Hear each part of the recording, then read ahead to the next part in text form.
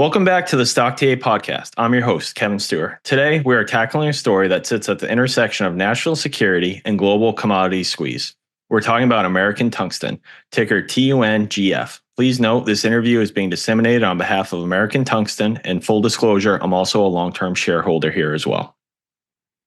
As geopolitical tensions rise, the U.S. is facing a critical deficit in tungsten, a metal essential for everything from armor-piercing munitions to semiconductors, with China controlling nearly 80% of global supply. American Tungsten is moving to solve this by restarting the historic IMA Mine in Idaho. Fresh off a massive Canadian $40 million bought financing and reporting stellar drill results, the company is sprinting towards first product sales later this year.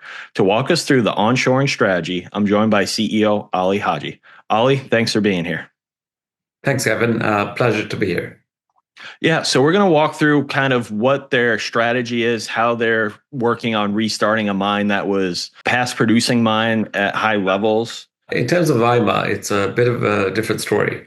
If you look at Guardian Metals or other peers, we look at a mine that might be in production in due course. You look at TUNG, which is fireweed minerals. IMA in particular is a brownfield project that is well above the water table. So no dewatering required, no water treatment, but essentially private patented land allows you to bring mining to processing and ultimate production in due course.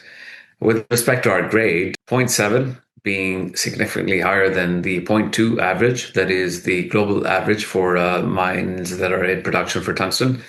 We have a bit of benefit there. In terms of silver and moly, we have about 2 ounces per ton silver and 0.15% moly. So $220 to $250 in credits outside of the tungsten we wish to produce.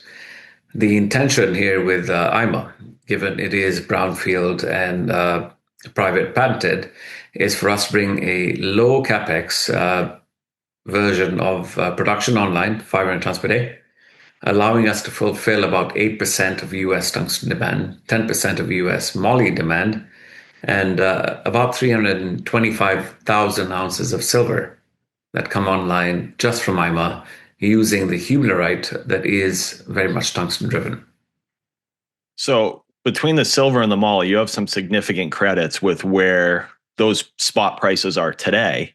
And then you're also on private land. So that allows you to kind of expedite the permitting. Could you walk us through a little bit about how that works and how that puts you at an advantage compared to others? Of course. We've had chats with the governor, the congressman in DC and in Idaho. We've just been unanimously approved by the House and Senate in Idaho to move forward to Hegseth and Trump, so essentially the federal government, to allow us to unlock federal funding. Grant or debt perspective yet to be determined, but the fact that we have the full support of the Idaho government is a position that, of course, differentiates us from our peers. And then if you look at the grade, we talked about 0.2 being the average grade in production globally. The kicker and the hedge, which I think most don't understand, sits at about 2 to 250 US per ton that we mine for silver and moly. That ultimately reduces our OPEX. And as a result, if the price were to drop, which it should, quite frankly, it should, 3,300 today for tungsten, it should drop down. If it were to do so, we are still very well hedged with respect to our peers.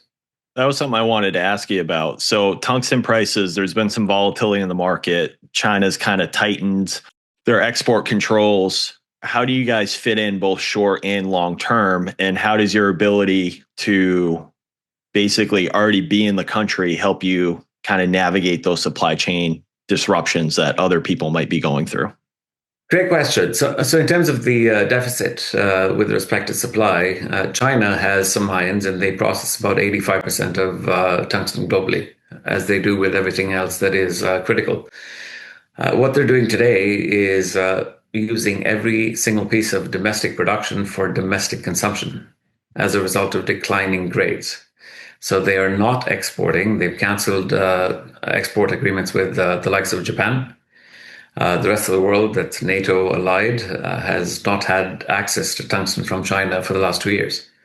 This is why we're seeing an increment in pricing. Geopolitics have a lot to do with demand and, of course, price relative to tungsten. And with IMA, the mine that we have in Idaho, being private patented, as you rightly pointed out, allows us to be that first producer. And with respect to a 500 ton per day production profile, or processing profile, I should say, we will satisfy 8% of US tungsten demand. And is that your commercial production goal, or is that Correct. the tailings you're talking about bringing on here in the short term?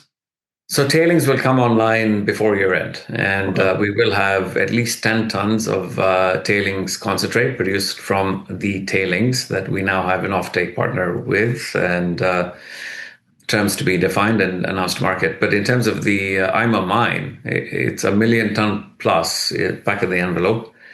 We're hoping to grow that quite significantly to increase the life of mine to about 30 years. And in that regard, we will be producing 8% of US tungsten demand. And you guys have been very aggressive drilling. Like I've been a shareholder since I met you last May. And what kind of always surprises me is I keep getting all these news alerts of, hey, we're accelerating the drilling campaign. We've brought in, more drilling stations. We've brought in more personnel. Can you explain kind of how that works? And for my community who is not, with a mining background, can you just give a basic kind of overview of why you're operating that way? Operationally, I would say that, when I took the helm of the organization, we had about 4 people on the payroll. Now we have 37 working around the clock on site, 24 hours a day, 7 days a week. Beyond that, we have WSP and a few other credible contractors looking to ensure that we have a resource that is PEA ready. So timelines with respect to how we look to generate value outside of the tailings, which would generate about 40 million US at today's prices over 2.5 to 3 years. The IMA mine in particular, if you look at the NAV, net asset value, mining companies that are close to development or production trade about 0.4 to 0.5 NAV. NAV on a 1 million ton, 0.7, which is the base case, highly conservative for IMA, is about $2.7 billion. With a B. With a B, billion. If you look at our peers, we have Almonte, which is the biggest tungsten company out there. You have EQ Resources putting out about 1,600 ton per annum. Production profile for IMA, when in production, is about 1,825. Wow. So you guys are, in theory, you're sitting in the right place at the right time when there's a serious demand for tungsten. There's a supply disruption for tungsten. You have local government support. Now you're working on the federal government support at a time with an administration that has been, more aggressive and I would say on quicker timelines for permitting and agreements with critical mineral companies than what we've seen in the past. So you guys are really set up, I think, quite nicely here now moving forward. I would agree. Governor Little, who put in place the SPEED Act, which is Fast 41's little brother, highly incentivized with what we're doing in Idaho. And in terms of our production profile, of course, we will announce with the PEA. And I think the catalyst that the retail investor market should be paying attention to are the resource update. So first off, the resource update, give or take May or June, and then the PEA, July/August, potentially, right? At that point, we're ready to go to the NASDAQ. And when you have the PEA in place to allow individuals to formulate or calculate the economics, it puts us in a position that is an analog to our peers that are producing today. You look at Almonte, 800 ton of WO3. EQ Resources, 1,600 ton of of WO3. And then you have their potential to get up to about 3,000 ton next year, given their expansion plans.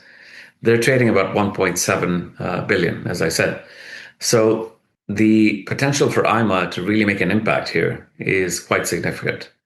And with respect to the CapEx that we're envisioning for our processing, a very critical piece that I think our viewers, listeners, and followers need to understand, it's not a $500 million project. It's a $30 million project in terms of the mill. You might have production added that's about 30 to 40 million. So if you look at the IRR and NPV, vastly more profitable than an open pit operation that requires earth moving. No, I think this is a really interesting story. And I'd like to transition now. I'd like to share my screen so we can look at your ticker real quick. So your ticker is TUNGF on the OTC. You're looking at a NASDAQ listing later in the year. This is from yesterday. So you guys have, according to us, you have medium support at $2 and medium to heavy support at $1.73.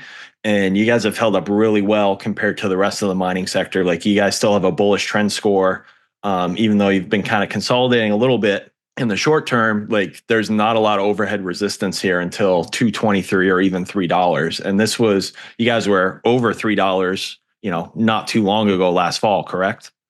Correct.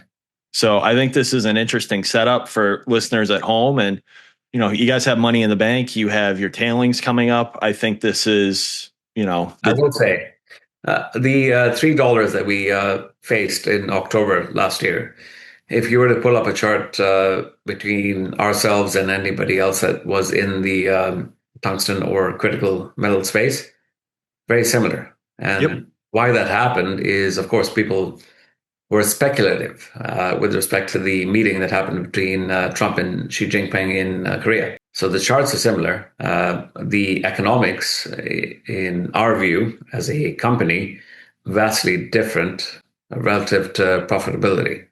And this is where we will differentiate ourselves from the crowd. Yeah, and there's supposed to be a meeting in April between Trump and Xi, right? And that got pushed back a little bit because of what's going on in the Middle East. But you don't know what comes out of that whenever. I'm sure they're going to hold a meeting at some point, whether it's a month from now or a year from now. But I don't see, my overarching point is, I don't see the tungsten supply crunch getting any better anytime soon. And that's why I've been investing in you guys, because you are here. Like, you're already in the United States. The United States is obviously making a push for this.